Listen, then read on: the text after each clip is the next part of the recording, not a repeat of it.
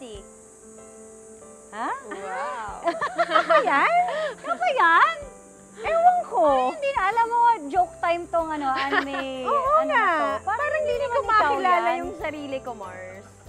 Oh, Mars. Ano bang I kwento think this nitong is ni you. Ate Kapag Girl? pumayat, kapag tinuloy mo pagpapapayat mo, ito na Oo, lalaki na yung mata ko talaga Lalaki ng mo tuluyan. naman. Mars, parang luluwa na talaga Ganyan siya, naman, ano? yes, ganyan na magiging itsura mo, Mars. Oh, alam mo na. Okay, ano bang Okay, story so nito anong ni Ate story mo? Girl? Si Ate Girl. Anong gusto Ano mong ba yung story, envision Ate kong Girl? story? Siguro, Mars, yung gusto kong story is about this girl, particularly this girl, na ano siya, people pleaser. Gusto lang niya i-please yung mga tao kasi feeling niya, yun yung dapat niyang gawin, na kapag nag-approve yung mga tao sa paligid niya, okay yun para sa kanya. Kahit hindi niya gusto, kahit hindi siya happy, gagawin niya yun for others. Up until one day, na-realize niya na meron pala siyang mga gustong subukan ng mga bagay na hindi niya ginagawa kasi natatakot siya. Okay. Na baka i-judge siya or baka hindi na magustuhan ng mga tao around her kung ano man yung naging choice niya.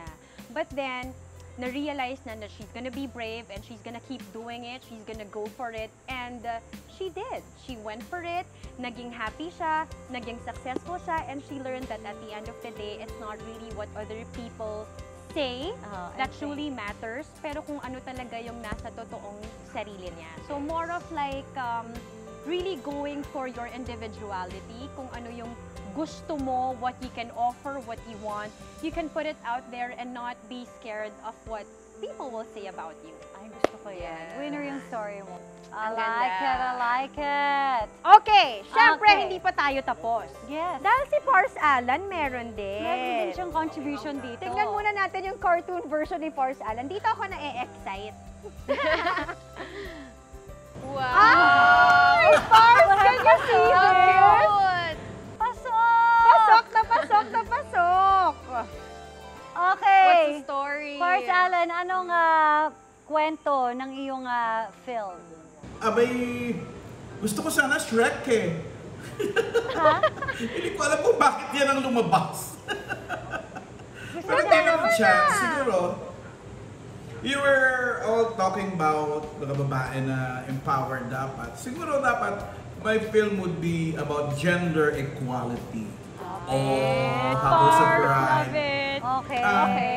Gender equality, na wala ng gender ang lahat ng trabaho, wala ng gender ang lahat ng mga tao, lalaki, babae, whatever, and those in between. Dapat wala na yun.